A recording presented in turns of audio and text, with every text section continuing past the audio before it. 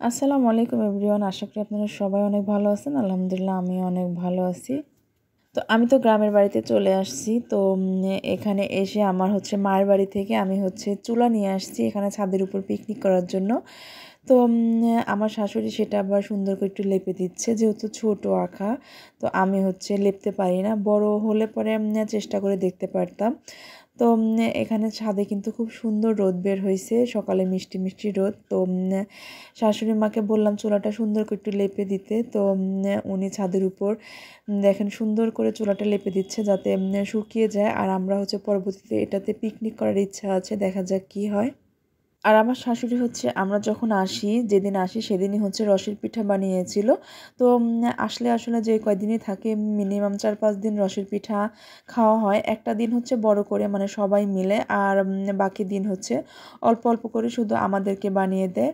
তো কালকে বানিয়ে রাখছিল, তো সেটাই তাসিন ছাদে বসেও দাদির সাথে খাচ্ছে। তো আমি আবার একটু নিচে যাচ্ছি, আমার শ্বশুরের কাছে যাব। শ্বশুর বাড়ির পিছনে অনেক সুন্দর বাগান করছে, তো সেটাই আপনাদের সাথে দেখাবো। তো উপরে তোয়া তাসিন, তারপরে ওর দাদি আছে। তো আমি আবার যাচ্ছি একটু বাগানে। আর তোয়ার বাবা বাসার ভিতরেই কাজ করতেছে। আর এই যে দেখতে পাচ্ছেন এখানে কাঠ, তো এটা দিয়ে কিন্তু বাসার ফার্নিচার হবে। বাসায় কিন্তু এরকমভাবে এখনো কোনো কিছুই ফার্নিচার বানানো হয় নাই। তো যাই হোক, আমি কিন্তু চলে আসলাম আব্বার কাছে। এই জায়গাটা যে পরিষ্কার দেখতেছেন, এটা কিন্তু মোটেও পরিষ্কার ছিল না। আমার আব্বা মানে আমার শ্বশুর আব্বা সমস্ত কিছু কিন্তু নিজে হাতে পরিষ্কার করছে, মানে নামাজ কালাম পড়ে। আর তার ফাঁকে ফাঁকে আসলে এই কাজগুলা করে। উনি কিন্তু এক তো নামাজ কামায় দেয় না, আলহামদুলিল্লাহ। আর দেখেন তার মানে কাজের স্পিড কি, তার নাকি অনেক ভালো লাগতেছে কাজ করতে, অনেক সুস্থ লাগতেছে। তো যাই হোক, খুব সুন্দর লাগতেছে কিন্তু আব্বার এই প্রজেক্টটা। আর আমি তো চলে আসছি। আর আসার পরে শুনি যে হলুদের গাছগুলো এগুলা উঠিয়ে ফেলছে, এদিক দিয়ে আরও নাকি পেঁয়াজ রসুন লাগিয়েছে। তো যাই হোক, আব্বাকে বলি এবার তো আমাদের পেঁয়াজ রসুন আর কিনতে হবে না। তো বলি ইনশাল্লাহ কিনতে হবে না। তো আমি আব্বাকে বলে আসছি যখন পেঁয়াজ রসুন হবে তখন কিন্তু আপনি এগুলো নিয়ে আমাদের বাসায় চলে যাবেন। আর বাসায় গিয়ে কিছুদিন থেকে আসবেন। তো উনি এই মানে এইটুকুর জন্য কোথাও যায় না ঠিক মতন, মানে চারি সাইডে ছাগল, তারপর মুরগি নাকি এসে নষ্ট করে ফেলে। তো এই জন্য উনি কোথাও যায় না, শুধু সারাদিন এখানেই থাকে।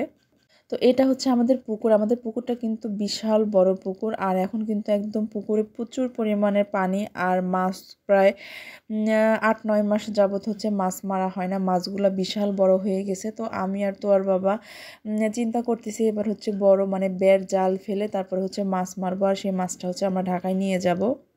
তো আমি আবার ওর বাবাকে বললাম তুমি মানে জেলেদের সাথে কথা বলো, কারণ ওরা এখন সব জায়গায় মাছ মারতেছে। তো আগে থেকে কথা না বললে পাওয়া যাবে না।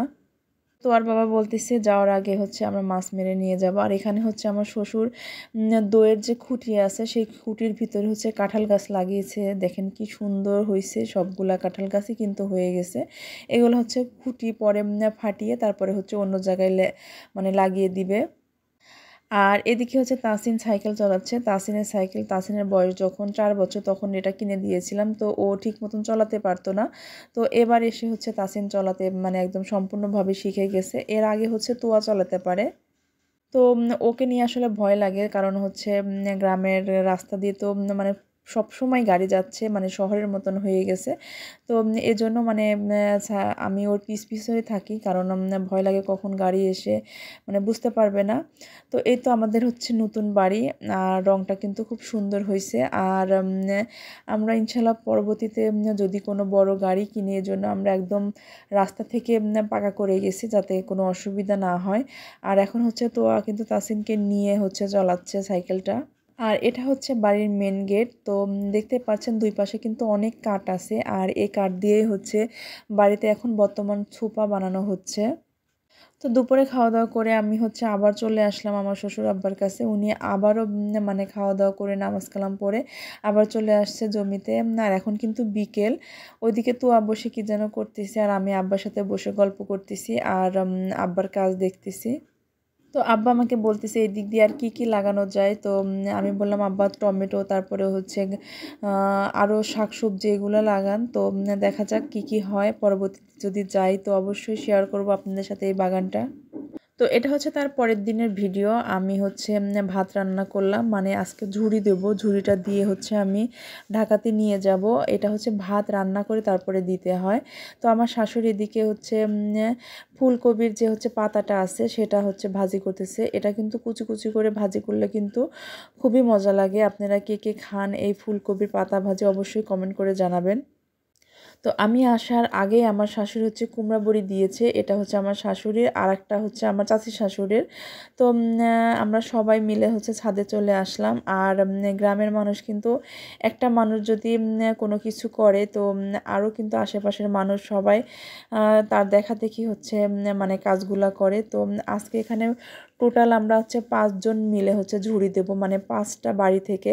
তো সবাইকে বললাম আমাদের ছাদে আসো, কারণ ছাদে হচ্ছে ওরকম মুরগি তারপরে হচ্ছে কোনো কিছু নাই, মানে জ্বালাতন কম হবে। তো সবাই চলে আসছে ছাদে। এগুলা সব হচ্ছে আমার পাড়ার চাচি শাশুড়িরা। তো আমি শুধু ভাতটা রান্না করে উপরে নিয়ে আসছি, ওরাই দিয়ে দিচ্ছে। কারণ আমার শাশুড়ি অসুস্থ, উনি এভাবে মানে ডলতে পারে না। আর আমি তো পারি না, আমি মনে হয় 2-1টা বার ডলা দিয়েছি, আমার হাতে ব্যথা হয়ে গেছে। এটা কিন্তু অনেক খাটনির একটা কাজ। ভাতটা এভাবে ডলে তারপরে হচ্ছে শুকাইতে হয়, শুকানোর পরে হচ্ছে তেল দিয়েও আপনি ভেজে খেতে পারবেন, আবার বালু দিয়েও ভাজতে পারবেন।